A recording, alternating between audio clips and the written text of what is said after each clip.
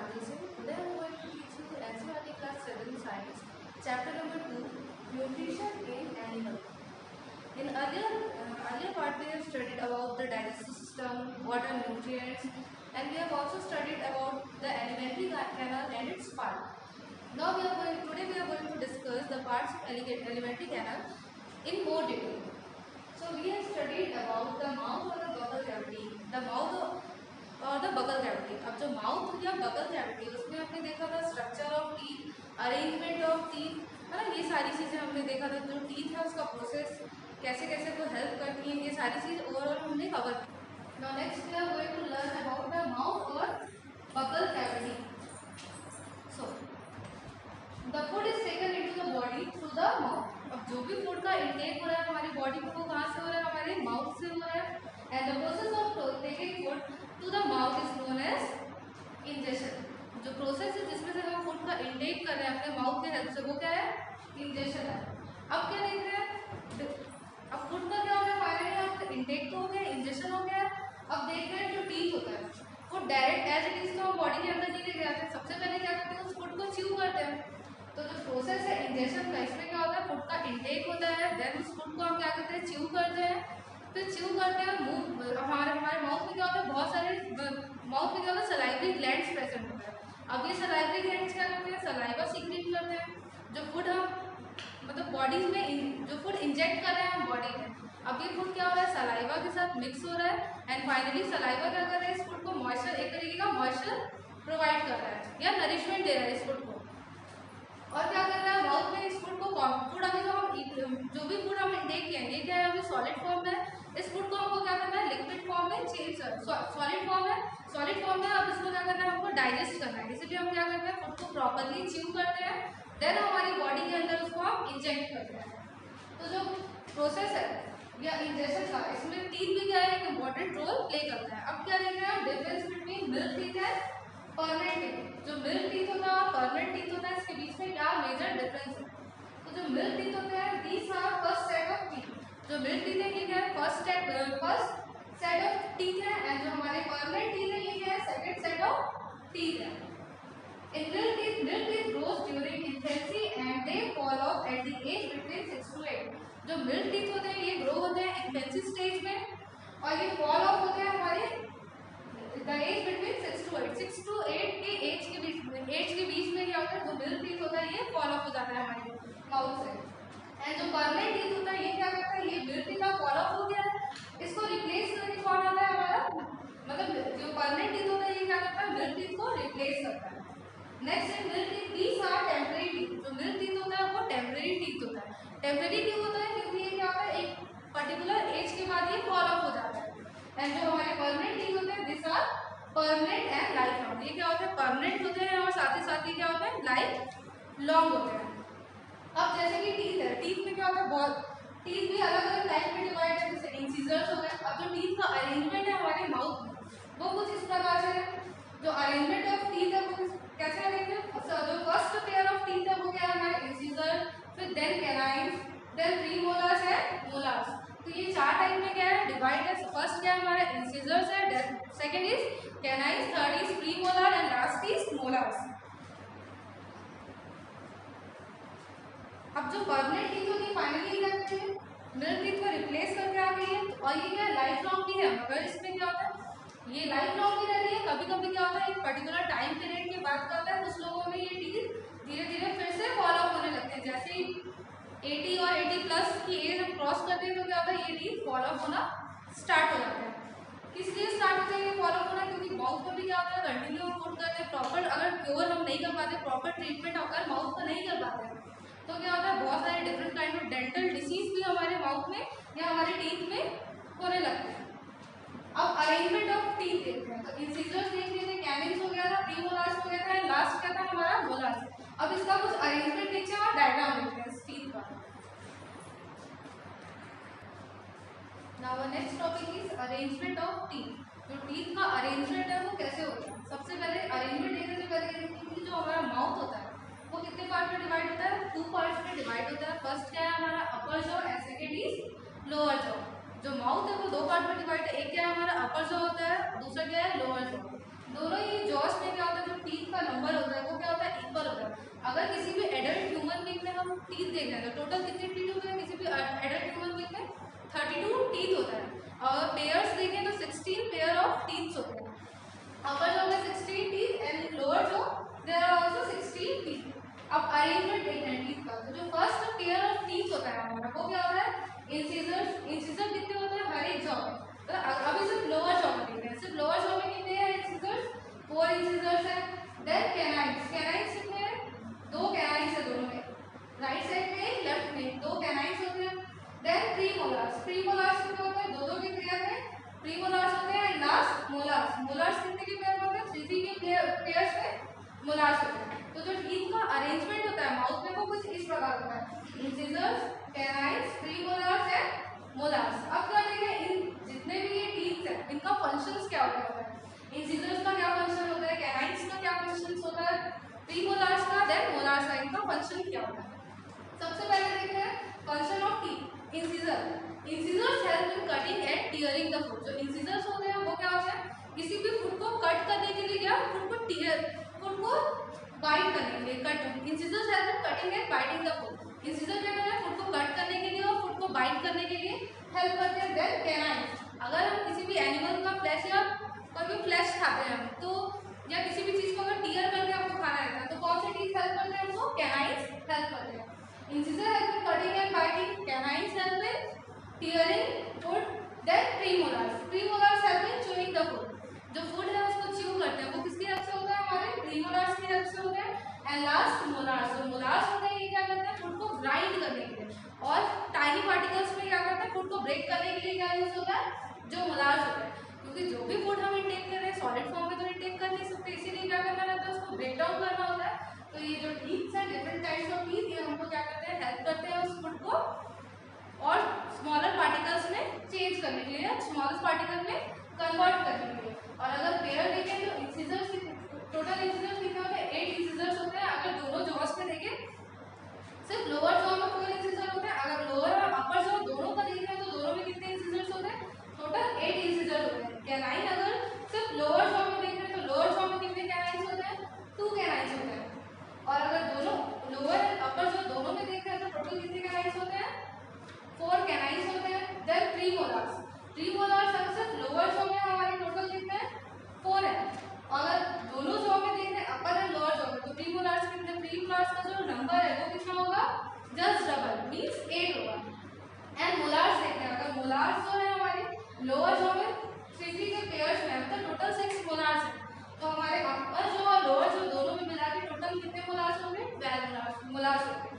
तो ओवरऑल जो 32 pairs of teeth है उनका जो अरेंजमेंट है कुछ ऐसा है, incisors, canines, premolars and molars.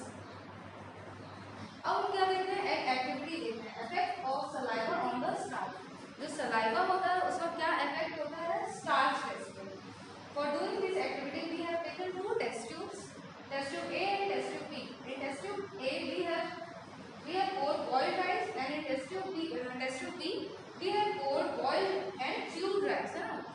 Boiled rice और उसको हमने क्या किया, साथ ही साथ च्यू भी किया अपने माउथ में।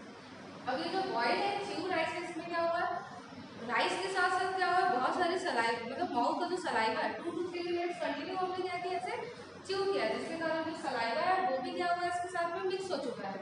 ठीक है, टेस्ट ट्यूब बी में अब क्या करना है, इस बॉइल्ड राइस को हम डाइल्यूट करेंगे बाय एडिंग वाटर। दोनों टेस्ट ट्यूब में क्या करना है, हमको वाटर ऐड करना है। Then we are by dropwise we are pouring iodine solution in both the test tube।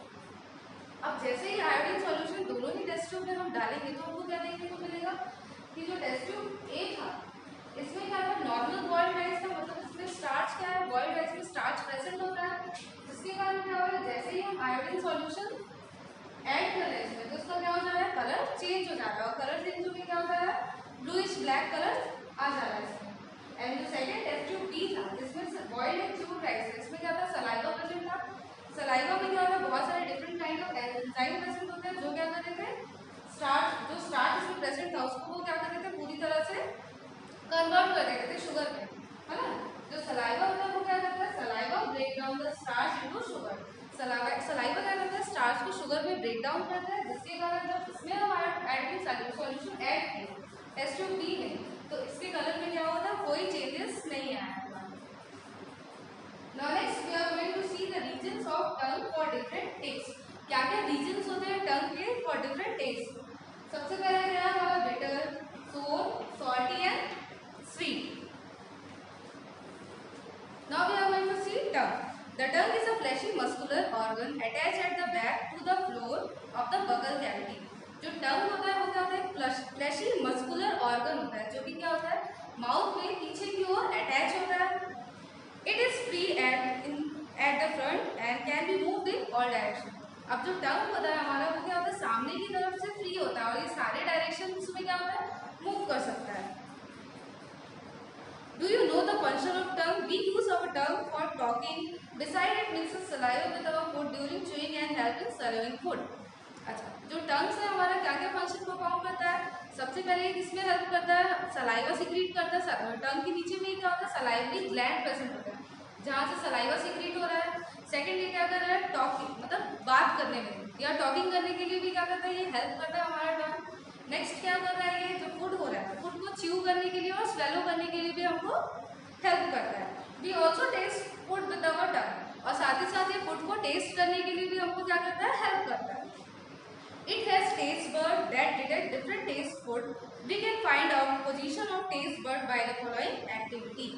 अच्छा, अब जो टंग है हमारा वो क्या करता है, डिफरेंट फूड्स को टेस्ट करने के लिए। अगर कोई भी फूड है, कोई भी फूड हम फॉर एग्जांपल हम मैंगो खा रहे हैं, अगर रॉ मैंगो हम खा रहे हैं तो क्या है वो थोड़ा खट्टा होता है। एंड अगर हम नॉर्मल राइपन मैंगो अगर हम ईट कर रहे हैं तो क्या होता है, वो स्वीट होता है। तो हमको कैसे पता चलता है कोई भी चीज़ स्वीट है सॉल्टी है, हमको अपनी टंग की हेल्प से ही क्या होता है पता चलता है। ये टंग में क्या होता है, बहुत सारे डिफरेंट टेस्ट बड प्रेजेंट होते हैं, जैसे बिटर, सोर, सॉल्टी एंड स्वीट, जिसके कारण हमको कोई भी चीज़ हम टेस्ट कर सकते हैं easily.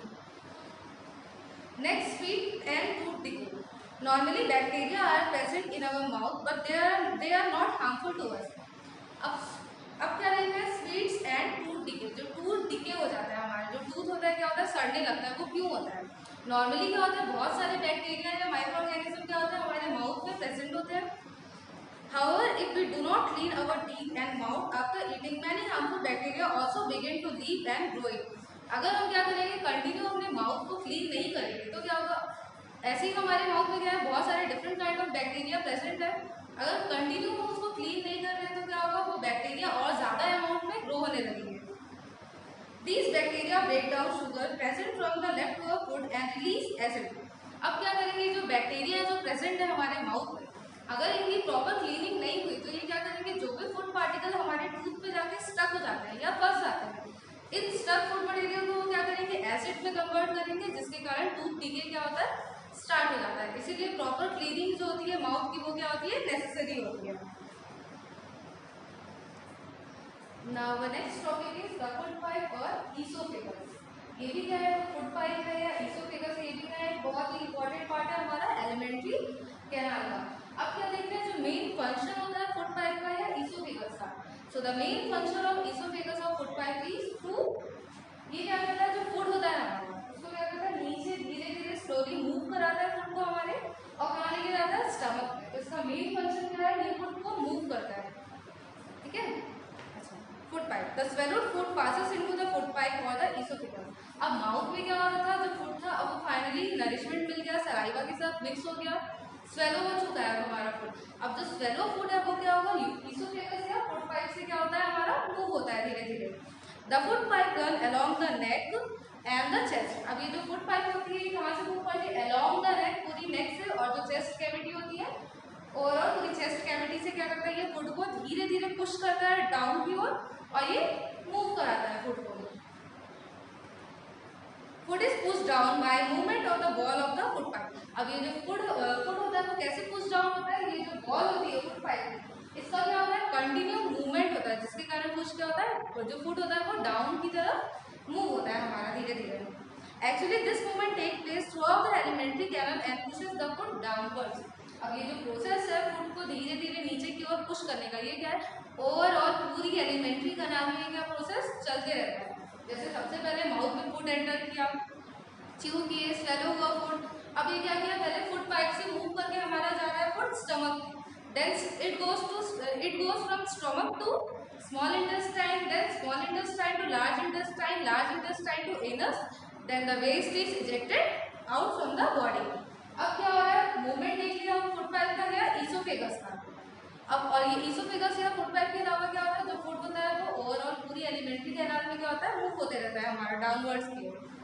At the time food is not accepted by our body stomach and it's vomited out. अब जो अगर क्या होता है, अगर फूड हो गया, जो फूड एंटर कर रहा है स्टमक उसको एक्सेप्ट कर ली, तो क्या होता है, स्टमक में बहुत सारे डाइजेस्टिव जूसेस ये सब प्रेजेंट होते हैं, जिसके कारण फूड क्या होता है, हमारा डाइजेस्ट होता है। अगर किसी फूड को स्टमक या फिर एक्सेप्ट नहीं की बॉडी के अंदर, है ना, तो उस केस में क्या होता है, कई बार होता है जो फूड हम इंटेक करते हैं वो रिवर्स बैक हो जाता है या वॉमिटिंग हो जाती है ना। तो वॉमिटिंग इसी कारण होती है क्योंकि उस फूड को स्टमक क्या करता है, हमारा एक्सेप्ट नहीं करता है, उसको वो फूड सुटेबल नहीं लगता है कि इस फूड की ज़रूरत नहीं है बॉडी में, इसलिए वो क्या करता है, उस फूड को जो फूड एक्सेस में रहता है उसको बॉडी से रिमूव कर देता है या बॉडी से वॉमिट आउट कर देता है। Now next we are going to see the stomach. The stomach is a thick walled bag. जो stomach होता है हमारा वो क्या होता है, थिक होता है, मोटा होता है, और ओवरऑल क्या होता है, walled bag, मतलब चारों तरफ से एक बैग की तरह होता है, ठीक है। Its shape is like a flattened U. इसका जो शेप होता है वो flattened U के समान होता है। And it is the widest part of the alimentary canal. और ये क्या होता है, सबसे ज़्यादा widest part होता है हमारा alimentary canal का, या सबसे ज़्यादा चौड़ा पार्ट होता है हमारी alimentary canal का, जो stomach होता है।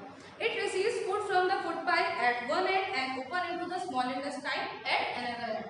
अब जो हमारा stomach होता है इसका एक एंड किसी तरह रहता है फूड पाइप, एंड जो नेक्स्ट एंड रहता है वो क्या रहता है हमारा स्मॉल इंटेस्टाइन। तो जो फूड है वो एंटर करता है यहाँ से फूड पाइप से, जब स्टमक में एंटर कर चुका है फूड, स्टमक से रिमूव कहाँ से होगा, ये स्मॉल इंटेस्टाइन की वजह से। The inner lining of the stomach secrete mucus, hydrochloric acid and digestive juice. अब जो इनर लाइनिंग होती है, अंदर की लाइनिंग होती है स्टमक की, वो क्या क्या सीक्रेट करता है हमारा, secrete mucus, hydrochloric acid and digestive juices. जो स्टमक की इनर वॉल होती है वो हमारा सीक्रेट करती है म्यूकस को, हाइड्रोक्लोरिक एसिड को एंड डाइजेस्टिव जूसेस को सीक्रेट करती है। The mucus protect the lining of the stomach. अब जो म्यूकस होता है उसका फंक्शन क्या होता है, ये म्यूकस क्या करता है, प्रोटेक्ट करता है स्टमक की इनर लाइनिंग, ठीक है। The inner lining of the stomach, the acid kills many bacteria that enter along with the food that make medium in the stomach acidic and help in digestive juice to act. अब जो mucus होता है ये stomach की inner lining को protect करता है, जो भी एसिड हमारी बॉडी में एंटर हो रहा है उससे क्या कर रहा है, बॉडी को प्रोटेक्ट कर रहा है। एंड जो डाइजेस्टिव जूस होते हैं break down protein into similar substance. जो डाइजेस्टिव जूसेस होते हैं वो क्या करते हैं, प्रोटीन्स को ब्रेक डाउन करते हैं। अब प्रोटीन क्या होता है, फाइनली कॉम्प्लेक्स फॉर्म में रहता है, उसको वो ब्रेक डाउन करते हैं सिमिलर सब्सटेंसेस में। Next part of alimentary canal is small intestine. The small intestine is highly coiled and is about 7.5 metre long. जो स्मॉल इंटेस्टाइन होता है वो क्या होता है, बहुत ही ज़्यादा कॉइल्ड होता है, और क्या होता है, ये 7.5 मीटर लॉन्ग एक ट्यूब होती है। It receive secretion from the liver and pancreas, beside its wall also secrete juices. और ये जो स्मॉल इंटेस्टाइन होता है ये क्या करता है, रिसीव करता है जो भी सिक्रीशन होता है लीवर से एंड पैनक्रियाज से, ठीक है। लीवर और पैनक्रियाज भी क्या थे, पार्ट थे हमारे डाइजेस्टिव सिस्टम से, डाइजेस्टिव सिस्टम के। तो जो स्मॉल इंटेस्टाइन होता है ये क्या करता है, लीवर से और हमारा जो पैनक्रियाज होता है वहाँ से क्या करता है, जो भी जूसेस या जो भी मतलब जो भी सिक्रीट होता है एंजाइम उनको ये क्या करता है, रिसीव करता है। The liver is reddish brown gland situated in the upper part of the abdomen on the right side. जो लीवर होता है वो क्या होता है, रेडिश ब्राउन ग्लैंड होता है, और ये कहाँ पे सिचुएटेड रहता है, upper part of the abdomen और राइट साइड, है ना, ऑन राइट साइड। मतलब जो हमारी एब्डोमेन कैविटी होती है, एब्डोमेन कैविटी क्या होती है, जो भी स्टमक वाली कैविटी होती है उसको क्या बोलते हैं, एब्डोमेन कैविटी होती है। तो ये एब्डोमेन कैविटी के राइट साइड में, अपर राइट साइड में ये क्या होता है, प्रेजेंट होता है जो लीवर होता है। It is the largest gland on the body. जो लीवर होता है वो क्या होता है, लार्जेस्ट ग्लैंड होता है हमारी बॉडी का। इट सिक्रीट बाइल जूस, और ये किसका सिक्रीशन करता है, जो बाइल जूस होता है उसका सिक्रीशन होता है लीवर में। That is stored in a sac that is called gall bladder. और जो बाइल जूस सिक्रीट होता है ये कहाँ पे स्टोर रहता है, जो हमारा गॉल ब्लैडर होता है। जैसे डाइजेस्टिव ह्यूमन डाइजेस्टिव सिस्टम का जैसे डायग्राम देखे थे उसमें क्या था, लीवर था, देन गॉल ब्लैडर था, है ना। तो जो गॉल ब्लैडर होता है वहाँ पे क्या होता है, जो बाइल जूस होता है वो सिक्रीट होकर वहाँ पे स्टोर रहता है। The bile play an important role in the digestion of fat. जो बाइल पिगमेंट होता है ये क्या होता है, डाइजेशन ऑफ जो फैट होता है उसके डाइजेशन में भी क्या करता है, हमारी बॉडी को हेल्प करता है। The pancreas is a large cream colour gland located just below the stomach. अब जो पैनक्रियास होता है ये होता है एक लार्ज क्रीम कलर ग्लैंड होता है जो कि जस्ट स्टमक के मतलब the pancreas is a large cream colour gland located just below the stomach. Stomach के जस्ट नीचे में क्या होता है, जो हमारा पैनक्रियास होता है ये लोकेटेड रहता है। The pancreatic juice act on carbohydrate fats and protein. अब जो पैनक्रियास से पैनक्रियाटिक जूस सिक्रीट हो रहा है वो किसके किस पे एक्ट करता है, जो कार्बोहाइड्रेट होता है, फैट होता है और प्रोटीन होता है, ये तीनों पे वो एक्ट करता है and changes them into simpler form. और अभी क्या थे, ये कॉम्प्लेक्स फॉर्म में थे जो भी हमारे फैट प्रोटीन कार्बोहाइड्रेट थे। अभी उनको क्या करता है, जैसे ही बाइल उसमें एक्ट होने लगता है और ये क्या करता है उसको सिंपलर फॉर्म में ब्रेक डाउन करना स्टार्ट कर देता है। The partially digested food now reaches the lower part of the small intestine. अब क्या है, यहाँ पे डाइजेशन हाफ डाइजेशन कंप्लीट हो चुका है। अब जो पार्शली डाइजेस्टेड फूड है, आधा डाइजेस्टेड फूड है, उसको क्या होता है फाइनली जो हमारा इंटेस्टाइन के लोअर पार्ट में आके स्टोर होने लगता है धीरे से वो। The small intestine where the intestinal juice complete the digestion of all the component of the food। अब जो small intestine में क्या है, बहुत सारे different intestinal juice secrete हो रहे हैं, ये क्या करते हैं फाइनली जो डाइजेशन होता है इस हाफ पार्शली डाइजेस्टेड फूड का, इसका डाइजेशन यहाँ पे क्या होता है कंप्लीट करते हैं। The carbohydrate get broken into simple sugar such as glucose, fat into fatty acid and cholesterol and protein into amino acid। अब जो कार्बोहाइड्रेट होते हैं जैसे हमारे शुगर्स हो गए, शुगर्स किस में कन्वर्ट होते हैं, ग्लूकोज में, फैट्स कन्वर्ट होते हैं फैटी एसिड्स में और ग्लिसरॉल में, और जो प्रोटीन होता है वो कन्वर्ट हो जाते हैं यहाँ पे अमीनो एसिड्स में। तो ओवरऑल स्मॉल इंटेस्टाइन क्या करता है, स्मॉल इंटेस्टाइन क्या होता है हाईली कॉइल्ड होता है और ये 7.5 मीटर लॉन्ग होता है। इसमें क्या होता है बहुत सारे डिफरेंट डाइजेस्टिव जूस या बहुत सारे अलग अलग पिगमेंट्स का यहाँ पे सिक्रीशन होता है एंड ये क्या करते हैं फाइनली हमारा जो फूड है उसको एक तरीके से ये क्या करते हैं कन्वर्ट करते हैं, मतलब ब्रेक डाउन करते हैं फूड का जो कॉम्प्लेक्स फॉर्म है उसको सिंपलर फॉर्म में। नेक्स्ट क्या देखते हैं, एब्जॉर्प्शन होता है। तो absorption in the small intestine, जो फूड होता है फूड से अब जो भी प्रोटीन मिनरल्स विटामिन ये सब हमको मिल रहे हैं, इनका एब्जॉर्प्शन कैसे होता है ना, how the absorption of food is done in the small intestine. The digested food can now pass into the blood vessel of in the wall of the intestine. अब फाइनली क्या है, जो डाइजेस्टेड फूड है ये क्या होता है पास down हो सकता है, पास होता है हमारी ब्लड वेसल्स के थ्रू, जो कि हमारी स्मॉल इंटेस्टाइन की वॉल की जो ब्लड वेसल्स है वहां पे ये पास होता है।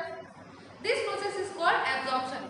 अब यहीं पे क्या होता है, जैसे ही जो फूड पास होता है ये इसमें से क्या होता है जितने भी एसेंशियल न्यूट्रिएंट्स होते हैं वो हमारी बॉडी क्या करती है एब्जॉर्ब करती है, और यही क्या कहलाता है प्रोसेस जिसमें बॉडी एब्जॉर्ब करती है न्यूट्रिएंट्स को, ये एब्जॉर्प्शन कहलाता है। The inner wall of the small intestine have thousands of finger-like outgrowths। जो inner wall होती है हमारी small intestine उसमें क्या होती है बहुत सारे finger-like projection या finger-like outgrowth होते हैं। जैसे ये हमारी wall है small intestine तो अंदर क्या होता है बहुत सारे ऐसे से प्रोजेक्शन होते हैं जिनको हम क्या कहते हैं बिली और बिलाई, है ना। These finger-like outgrowths are called as villi। Villi एक सिंगुलर वायरस भी होता है और सिंगल टाइप जो सिंगल एक ही टाइप के वायरस होते हैं उनको हम क्या बोलते हैं विली बोलते हैं। तो ये क्या होता है स्मॉल इंटेस्टाइन की जो वॉल होती है उसमें ऐसे बहुत सारे फिंगर लाइक प्रोजेक्शन होते हैं जिनको हम विली बोलते हैं। Can you guess what the role villi could be in small intestine. क्या हम गेस कर सकते हैं स्मॉल इंटेस्टाइन में इन विली जो ये विली प्रेजेंट है फिंगर लाइक आउटपुट प्रेजेंट है इनका क्या रोल होता होगा। The villi increases the surface area for absorption of the digested food।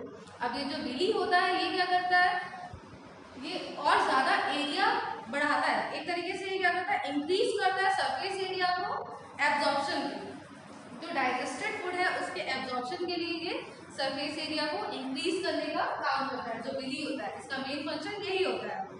Each villus had network of thin and small blood vessels close to its surface। जितने भी Willie होते हैं या विलस होते हैं इनके पास क्या होता है खुद का एक thin and small blood vessel close to its surface, मतलब इनके पास एक नेटवर्क होता है किसका थिन और स्मॉल ब्लड वेसल्स का। The surface of villi absorb the digested food material. और जो सरफेस होता है ये विली का ये क्या करता है एब्जॉर्ब करता है डाइजेस्टेड फूड मटेरियल्स को।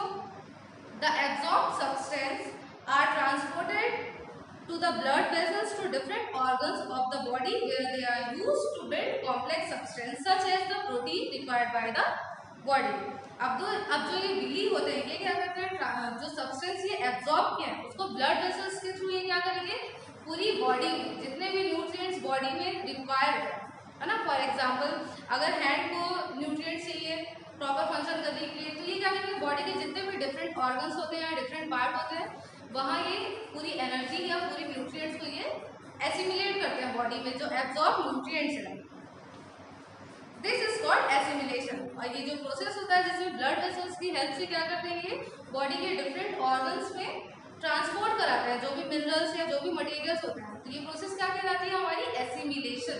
मतलब यहाँ पे क्या हो रहा है, न्यूट्रिएंट्स का एसिमिलेशन हो रहा है। किसकी हेल्प से, बिली की हेल्प से। बिली क्या कर रहा है, सरफेस एरिया बढ़ा रहा है, एब्जॉर्ब करने का, एब्जॉर्प्शन का, एंड फाइनली क्या हो रहा है, जो एब्जॉर्ब न्यूट्रिएंट्स है या मटेरियल्स है ये क्या हो रहा है, पूरी बॉडी में ट्रांसपोर्ट हो रहे हैं या बॉडी में अलग अलग पार्ट्स पे ये भेजी जा रहे हैं ना, डिफरेंट पार्ट्स पे सेंड हो रही है जो भी मटेरियल्स है। और ये जो प्रोसेस होता है डिफरेंट बॉडी के ऑर्गन्स में मटेरियल को पहुंचाने का, ये क्या है हमारा एसिमिलेशन है। हम क्या कर रहे हैं यहाँ पे, एसिमिलेट कर रहे हैं। In the cells, glucose break down with the help of oxygen into carbon dioxide and water and energy is released. और जो सेल्स होते हैं, सेल्स प्रेजेंट होते हैं, उसमें क्या होता है, ग्लूकोज का ब्रेक डाउन होता है with the help of oxygen. Oxygen के हेल्प से ग्लूकोज का ब्रेक डाउन हो रहा है। ग्लूकोज किस में कन्वर्ट हो रहा है हमारा, carbon dioxide and water and energy is release. अब ग्लूकोज कन्वर्ट हो रहा है कार्बन डाइऑक्साइड में एंड वाटर में, और फाइनली जो बची कुची एनर्जी है वो क्या हो रही है, रिलीज हो जाती है। The food that remain undigested and unabsorbed enter to the large intestine.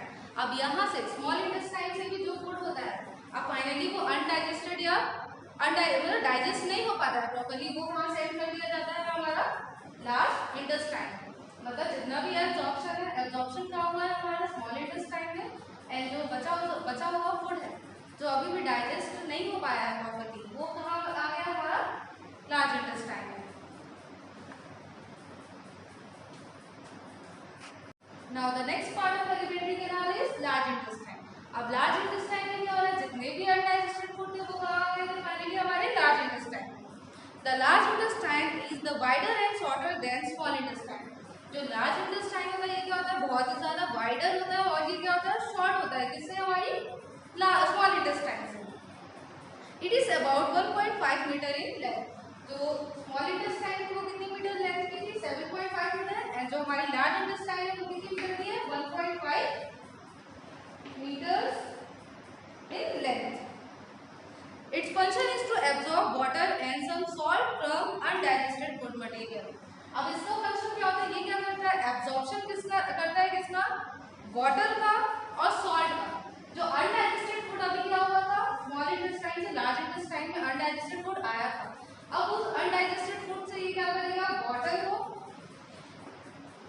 And salts को एब्सॉर्ब करेगा। The remaining waste passes into the rectum and remains there semi-solid phases. The facial material is removed through the anus from time to time. This is called egestion.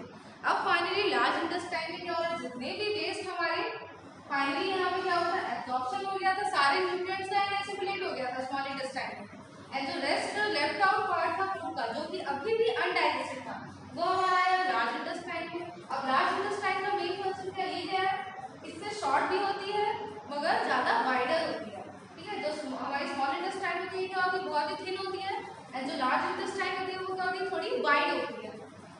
तो large intestine में क्या होता है, जो semi solid जो waste हमारा जो undigested food हमारा आया है, अब क्या करेगा लार्ज इंटेस्टाइन, उस अनडाइजेस्टेड फूड से वाटर्स को और कुछ कॉमन सॉल्ट्स को क्या करेगा, एब्जॉर्ब करेगा, एंड जो रेस्ट लेफ्ट आउट वेस्ट है वो हमारा पास हो जाएगा रेक्टम में, या रेक्टम में पास होगा, एंड रेक्टम में क्या होगा, वो सेमी सॉलिड फेसेस के फॉर्म में, है ना, या स्टूल के फॉर्म में वो स्टोर रहेगा वहाँ पे, एंड फाइनली वो बॉडी से रिमूव होगा। जो वेस्ट है यहाँ पे क्या होगा, वेस्ट का पूरी तरह मतलब फूड पूरी तरह से यहाँ पे लार्ज इंटेस्टाइन तक डाइजेस्ट हो चुका है हमारा। अब यहाँ पे क्या होगा, जो वेस्ट मटेरियल है ना, वो दो पार्ट में डिवाइड होगा। एक क्या है हमारा solid, first is solid waste and second is